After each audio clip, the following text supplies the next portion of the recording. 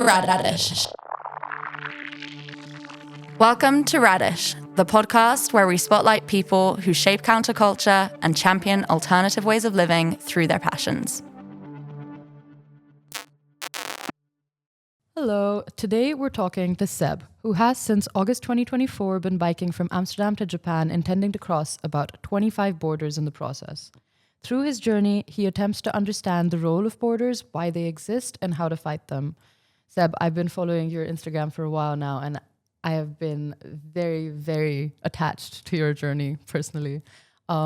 It's been a topic of conversation within my friends. It's been definitely a literary reference, and yeah, it's been really. I was very close to telling you that if you need a place to stay in India, you're welcome at my place. I'm honored. Yeah, no problem. Anyways, so on that note, it's really exciting to have you here today. I kind of want to begin by asking you where this idea came from and what prompted you to do something that's such an incredible commitment and also just so incredibly taxing in so many ways. So thank you for having me, by the way. Let's start out with this. It's really awesome. So when I was 19, I went to uni in Utrecht. And basically in the first week, I heard about this protest happening, climate protest done by Extinction Rebellion. And you needed a training. So I was like, oh, that's interesting.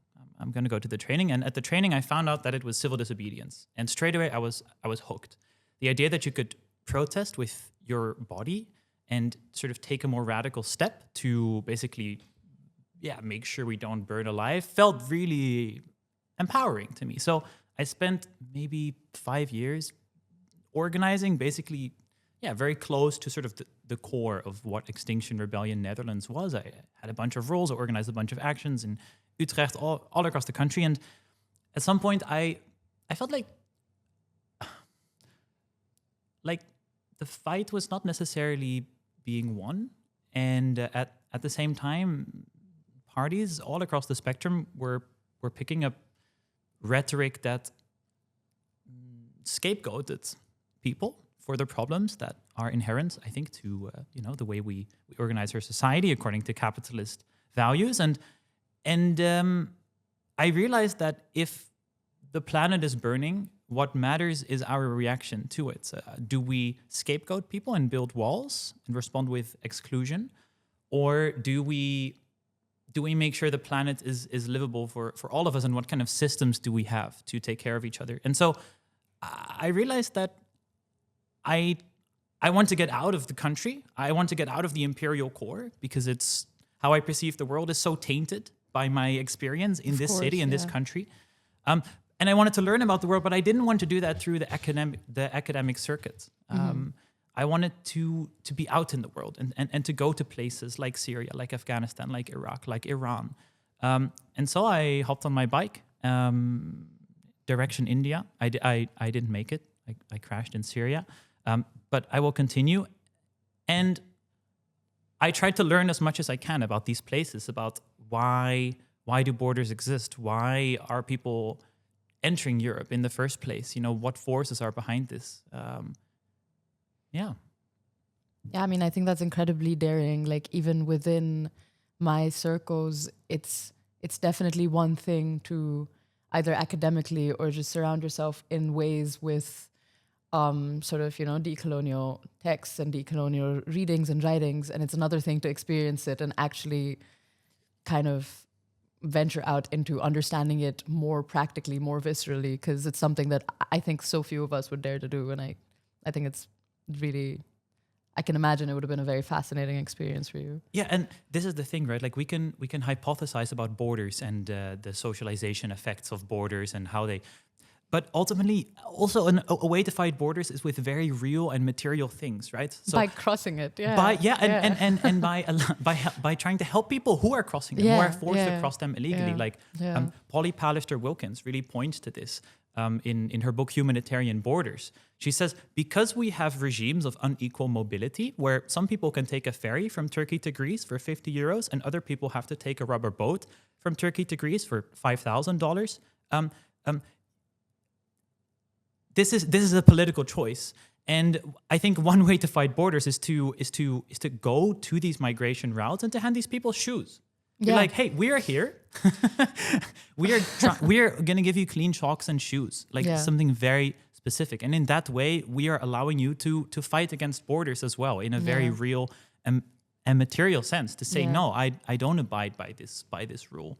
Yeah, I think people often see change as something super institutional, but often, or I think more than often, it is the other way around. It's that is the true, actual. I mean, I don't want to say actual, but definitely a truer form of change in a lot of ways, or a truer form of impact, at least. Yeah, and I mean, there's definitely a place for decolonial academia, right? Like Vijay Prashad, Noam Chomsky, David Graeber, but even literature like Ursula Le Guin. Like, these have all had very meaningful and important places in my life and in this journey. But I think ultimately what my frustration was with the academic circuit and the university world was that often people don't take the power in their own hands and go to the streets and put their body on the line. Yeah, like, it's incredible that you hold yourself accountable within this sort of, I don't know, metric of sorts as well. Like, you know, it's not just about knowing, it's about doing. And I think that's the almost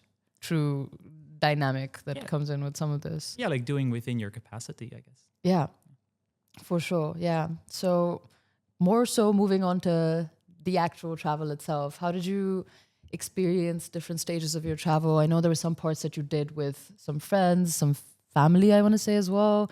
And then at some point, no family, just friends. Okay. But I can imagine it would have been very different experiences being around people you know versus kind of at some point ditching the familiar for something significantly more unknown. How did that? Well, before I left, the longest I had ever biked was about 50 kilometers. So I bought the bike not having ever done a bike trip, really. I just bought it and set off. Jesus. But luckily I set off from my home in Amsterdam Oost. You know, you start biking, and then you're in the Netherlands, and then you're in Germany, and there's still a Decathlon, and if you've messed up somewhere, you can buy some new clothes or some new equipment, and then you enter the Balkans, and parts are harder. Like I needed new wheels, so I paid a Flixbus, like a friend paid a Flixbus driver in Vienna to put it on a Flixbus, and then the Flixbus arrived in Sarajevo, and and then at some point you're in Turkey or in Lebanon, and then it's like, okay, now you're on your own. So where's the Decathlon? Actually, in Lebanon there is a Decathlon. There was one Decathlon, which was very helpful. But so the first week I had a close friend, Sav, cycle with me, and then around Vienna I had another friend for about a month, Alina.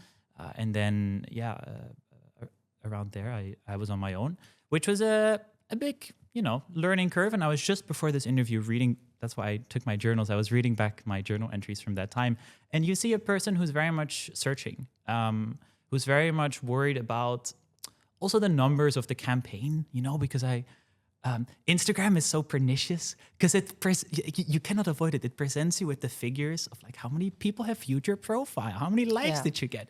And basically half of my journal is just being super worried about how many people are following along in the journey, which isn't necessarily something I thought I would be preoccupied with, but because I hoped to get a decent reach of, people who might find it interesting. It was something that apparently was on my mind a lot. And I think as time went on, I got more laissez-faire about this, luckily. Yeah? Do you think so? Yeah? What changed? Just the routine?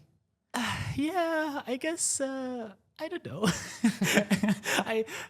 I mean, this is not a podcast about how annoying algorithms are, but if I can take some space to complain about them, you're really at the complete whims of the algorithm. It's true, yeah. There's nothing you can do. You try to play it smart, and it doesn't work, and you upload a video, and suddenly 500,000 Syrians view it, and you're on Syrian TV. Like, there's no way to know, and I think this was sort of calming. Yeah, no, I can imagine. You just kind of surrender, I say, yeah.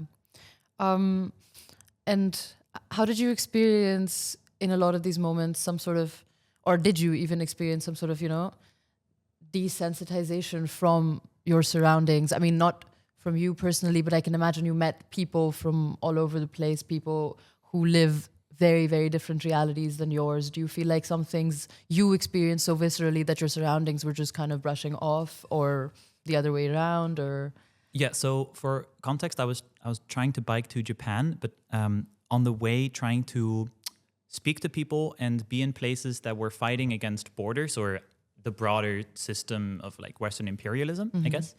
And I think one of my most significant places was 3 months in Bulgaria, where I worked right at the Turkish border. So I was also fundraising for this organization called No Name Kitchen, again, who hand out shoes, among other things, to people who are illegally or crossing in illegalized ways.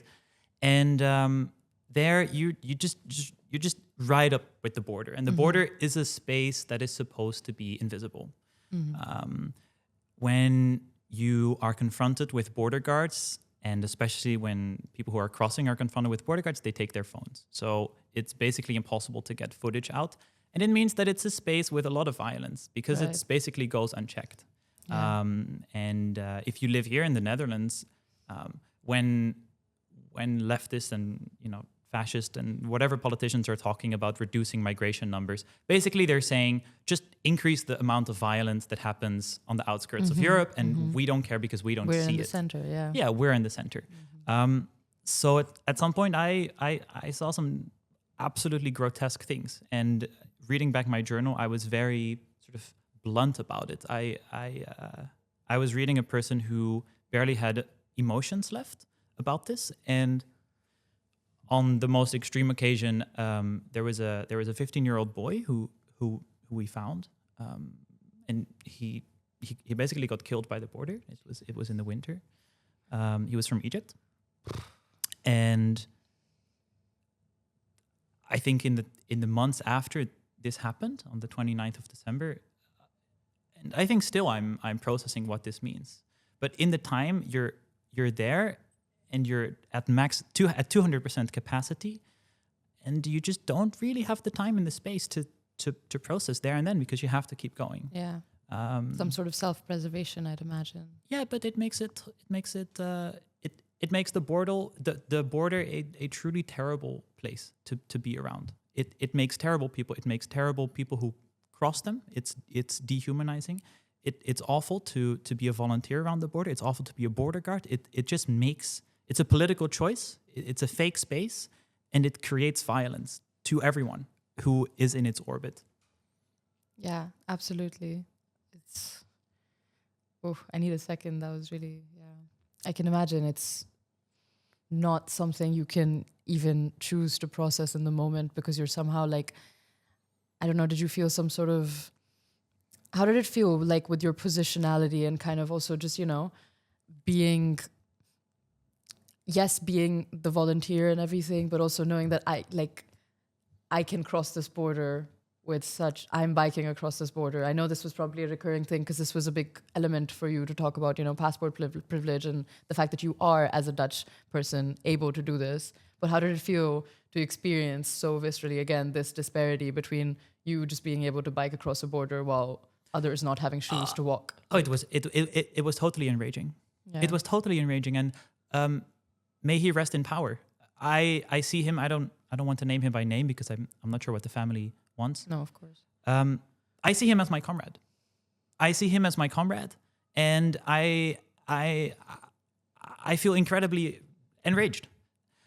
When I crossed this exact border, mind you, this is a border that people don't make this border on the first go. So from Turkey to Bulgaria, it is extremely difficult. You have to cross days and days through forests, not being seen, because if you're seen by police, by villagers, they call the police. So you're hiding for days, sometimes weeks, without proper water, without food.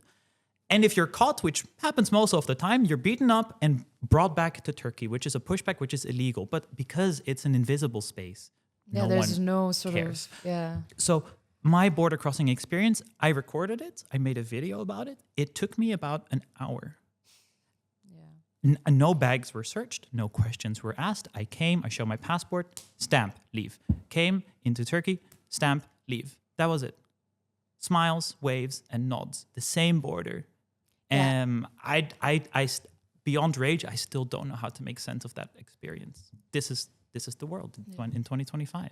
Yeah, I'm actually just now recalling that I have taken a Flixbus from Bulgaria to Turkey. There you go. Yeah, that's all. I had a little hour at like 6 a.m. where they checked our passports, and then we were set on our way. That was that. Yeah.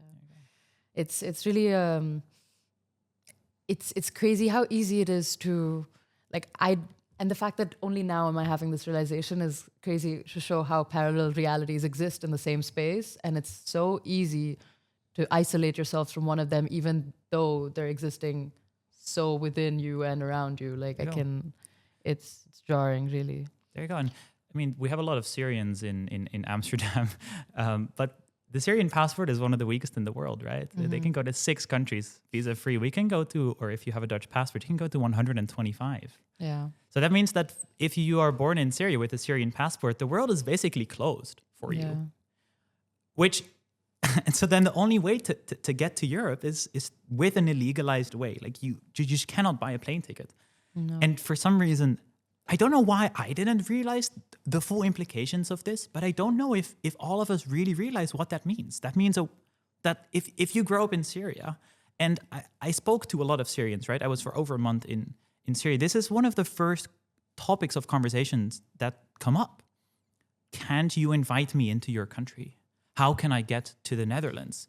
And also some people were like, sorry, can I curse on this podcast? Please go on, by all Fuck means. this. Fuck this fucking Western European shit.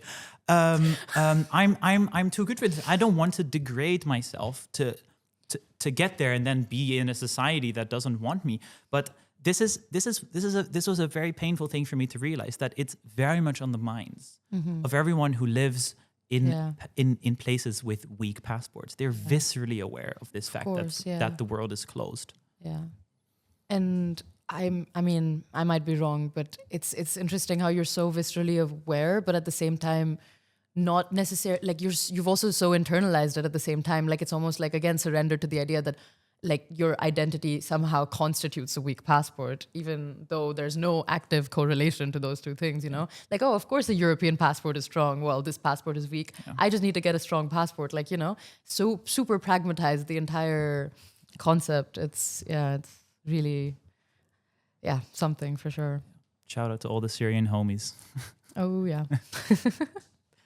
I also really wanted to ask you about the element of sort of literature and kind of literary theory, because even just within our conversation right now, I can tell that you're very well immersed within literature and just political theory in general and everything. And I kind of want to ask, how was it for you to combine literature and literary theory with the practical experience of your travels? And what did it bring you to do this? So I think what shocked me from the outset, looking at the quote-unquote traveler community, was the lack of political engagement with places that people were traveling to. So you would meet people who have been to Afghanistan or Iraq, but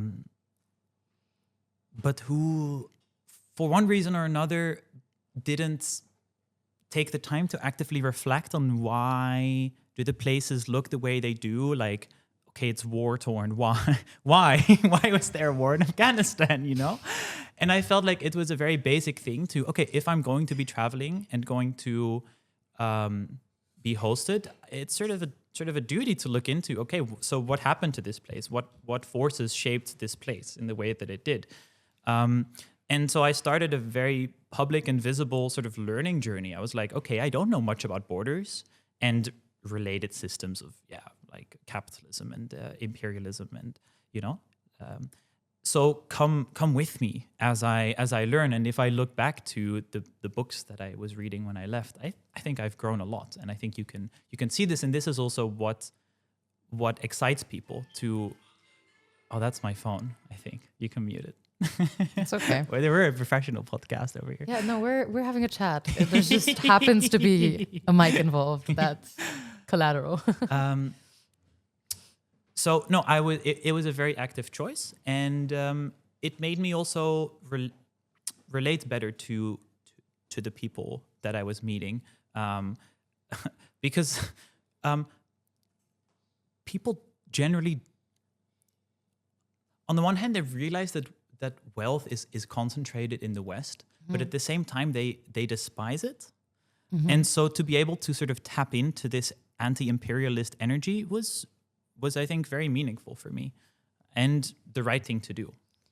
Did you feel some sort of like, did you feel that the people you connected with, of course, then you said the traveler community, and that was sort of maybe disassociative in the way that they didn't really understand the context of the spaces they were traversing through. But did you feel that the communities you were entering were also aligning somehow with what you were reading? Or like, did you feel like, I mean, I can imagine for you personally, it was definitely, you know, some sort of an explanation or some sort of a, I don't know, context again given to you. But did you feel like there was some sort of a, I don't know how to put this, but wavelengths that you kind of reached with also the people that you interacted with? With other travelers? No, just with more the locals and with the people that you met within those different spaces.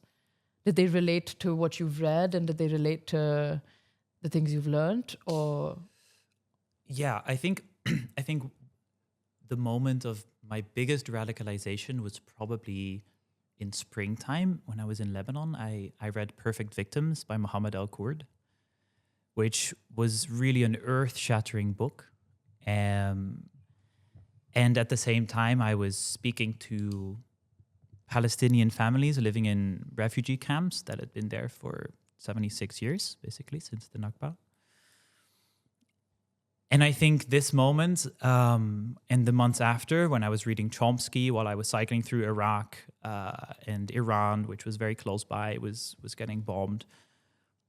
These were moments where I felt an immense fire come up in me. And this fire, this intensity about Palestinian liberation was something that I basically shared with everyone.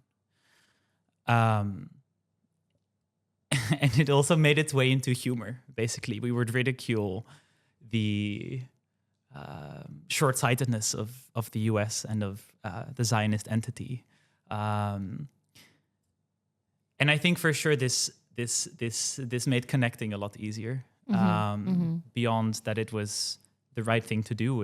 Right. I think it was also appreciated.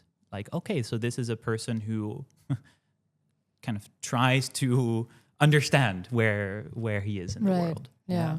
I can imagine. Yeah, I can imagine it's easier to somehow identify between the sort of oblivious tourist and somebody that is actually not exotifying or mystifying the spaces that he's entering, aka you, and actually choosing to somehow learn and understand his place as well as the place occupied by the people from the spaces. I can really see the power that would have and the bonds it would really create for you. Yeah, no, I'm just thinking that it's also true that I have a lot of doubts about the sort of efficacy of my whole campaign and really, questions about, okay, so what did I actually achieve? But I don't know if that's interesting to get into. I think it's incredibly interesting. You can't just say that and then disappear. Like, sorry. Well, I guess, you know, change comes from community power. I'm a committed anarchist. So this means that I believe in the power of mutual aid and of organization, and running an online campaign that is very self-centered has felt very uneasy at different points. And basically, I do sometimes wonder what truly, if I can really think that I have contributed much to the political fight. And I think when I'm done with my trip, I will return to grassroots organizing, which is basically where I was born into. Like, my political awareness was born into anarchist political organizing, grassroots organizing. And that, I think that's where I will return. And maybe this is like a little sidestep, but I also don't want to sort of overstate what really it did, because ultimately it's a guy who puts himself on Instagram and reads some books, right? Like, okay, sure, I've added a whole bunch of my meaning and my soul and my essence into this project, but ultimately it is a thing that people consume on their screens, and there's only so much that can do. So I just also want to be aware of, like, yes, it's cool and it's an honor to talk about this, but I do think that real power comes from the ground and comes from people organizing together. I mean, I couldn't agree more, but I also don't think you should sell yourself too short, because I don't think it's necessarily about change made as much as it is about also just choosing to perceive differently. Like, we don't realize the power it's not it's not about just the books you've read, but rather what it meant to see movement in a light that the West rarely ever does, Take it from an Indian girl in Amsterdam whose conversations with white people often involve a lot of exotification and curiosity that doesn't necessarily feel very curious, but rather a little, I don't know. Misplaced. Misplaced is a good word to go with, yeah, for sure. But, so I think it's just intentions, and we don't realize the power of intentions often in changing the way we perceive and the narratives we create for the spaces we occupy and the spaces that we understand. Yeah, and if I can get a few people to read Perfect Victims, then that's a win in my book. There you go. There you go. I think it's a win. I think it's all sounds like small wins for sure. But yeah, so speaking of being a guy on the internet, what? I hate myself. What's it been like documenting your journey? What has it given you? What has it given the journey? What do you feel like? Has it been some sort of a impediment, or has it been aid? God, I don't know. It's been awkward. Yeah, it's felt so awkward. I just looked. Have you been a big camera guy before this, or is this a new? I mean, development? I had some press training for Okay. Extinction Rebellion. Okay. So in some actions, I would, speak to the local press that came for 10 minutes and checked out while we were occupying and then left.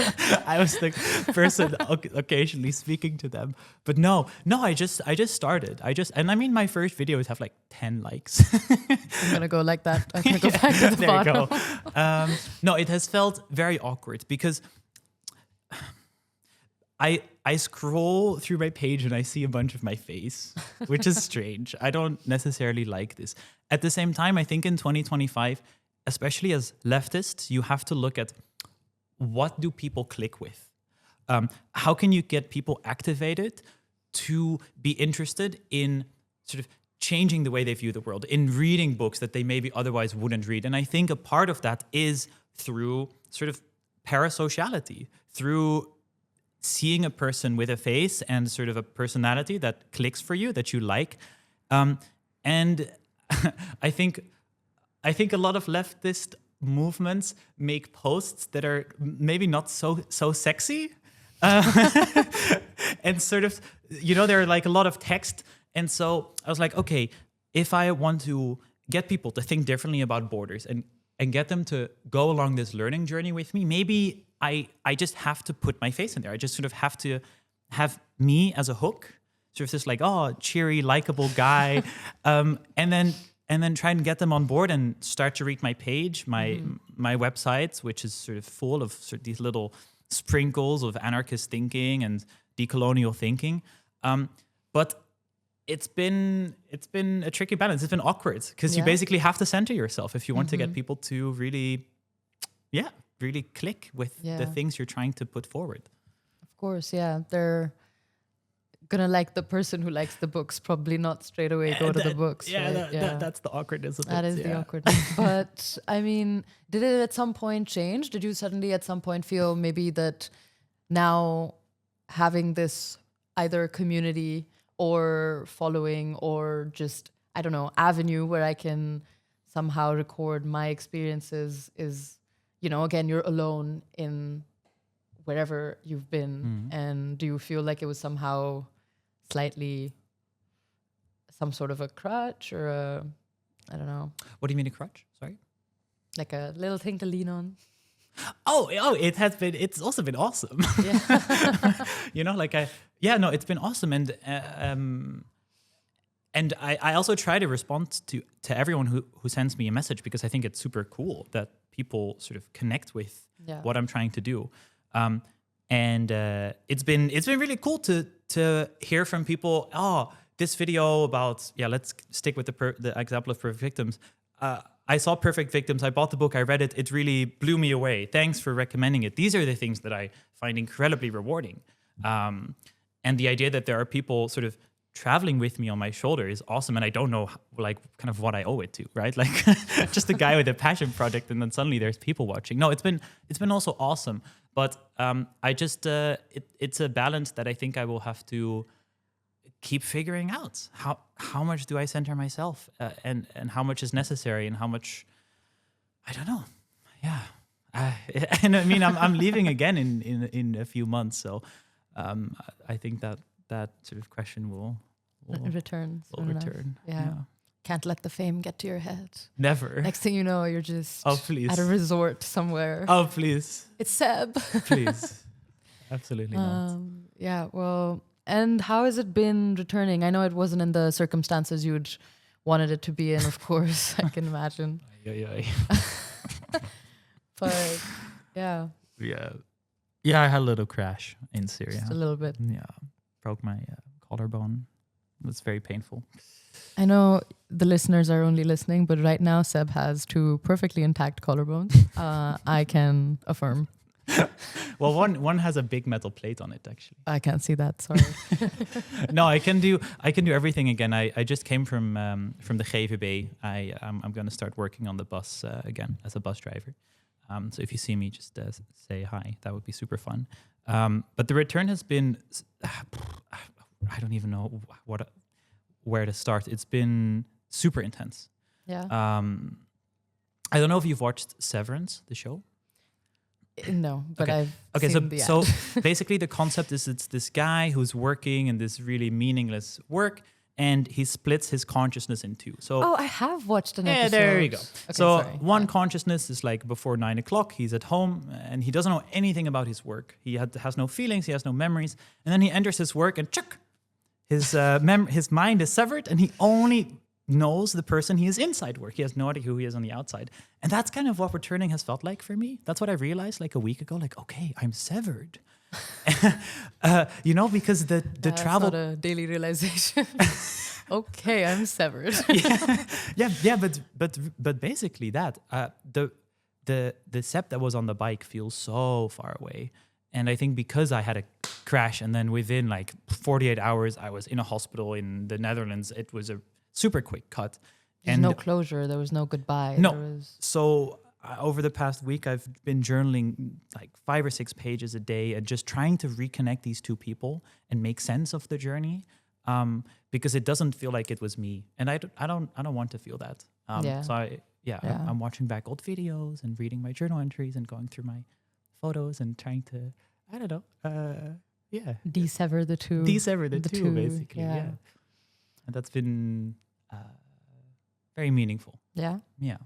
Yeah, I think it's good that you've given yourself and this time to reflect, because it's very easy to also just feel the severance of what, now that we're going with the word, I'll stick to it, but feel that and just sort of run with it, not feel the need to somehow connect to the version of yourself that you've experienced for almost more than a year now, right? Yeah. So the fact that you're choosing to also, take the moment to not just let it go. Yeah, and friends and community are integral to this. I spent my first 2 weeks in Zutphen, where I'm from, recovering with my mom, but basically no visits. And then I've been back here in Amsterdam, going back to my leftist spaces, seeing my friends again, and you feel affirmed in ways that I haven't felt affirmed since I left. Yeah. And I'm sure there's a lot of people asking about the stories you've to tell and the things you've seen, experienced. And I guess maybe that's a little bit of a moment of deseverance as well, to just be able to talk about. Yeah, but somehow I'm not a good storyteller, so I always stumble over my words. You've been doing okay so far. Okay, thanks. No, but I just want to highlight that that's kind of what I return to in my politics as well. Community is everything. I think I 100%. Wouldn't be able to do this trip without community. It's also, because there was over 200 people who sponsored. Not me, but Migrate, who's a collective or organization based in Amsterdam, and No Name Kitchen, with like 25,000 euros. And for example, the accountant of Extinction Rebellion helped me with all the finances. Savannah, who is a really talented photographer, helped me set up my campaign with imagery.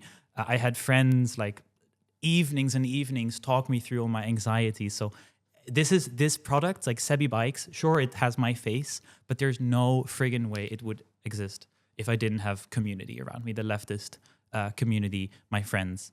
And I think that's also good to emphasize, because I think in this like hyper-individualized neoliberal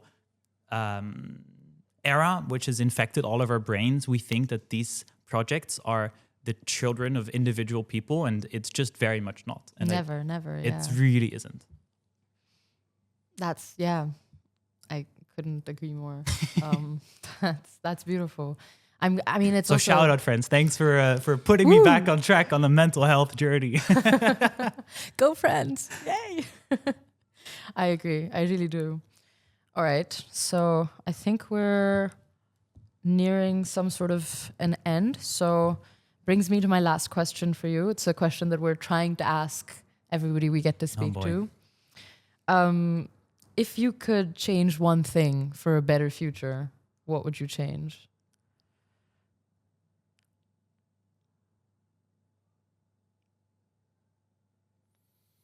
It's not a glitch, guys. He's thinking.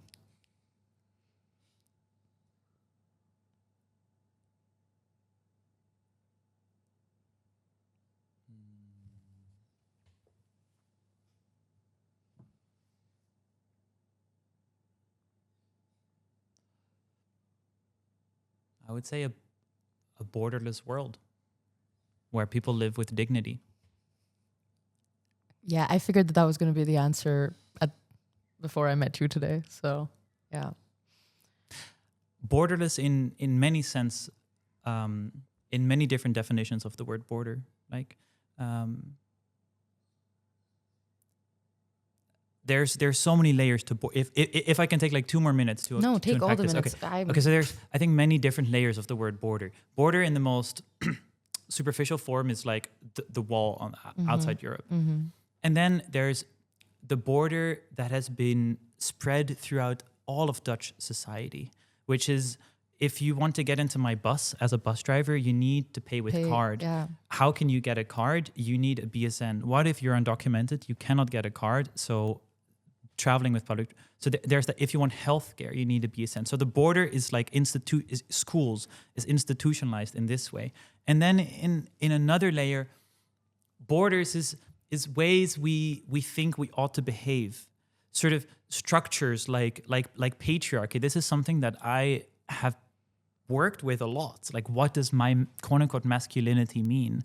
Trying to break out of these social structures and live in a dignified and liberated way. This is what I mean with a borderless world, a world where people can be and express themselves in their full breadth with dignity. That's beautiful. I could not agree more. I think it's really great that you somehow managed to connect the concept of a border to so much of this, because it's true, the border isn't just the physical. It's so much more, so much of what class dynamics and everything constantly show us again and again is that borders exist everywhere around us, and we're constantly living in some form of a fight against them. And it's also the idea that borders are fucking us all. Yeah. You're not absolved of it because you don't have to cross it. That's it. This is what I realized. I made some truly good friends in Syria and Lebanon and in the places that I visited. And of course, they are impacted more by the Schengen border than me. But also, I am impacted because it means that I cannot have the friendships that I want because they physically cannot get to Europe. So in this way, it is liberation for us all. Or it's no liberation at all. I completely agree. I think on that note, thank you, Seb, so much for this lovely conversation. It's been a pleasure. That I will be continuing outside the podcast. Sorry, guys. Sucks to be you. Bye. Bye.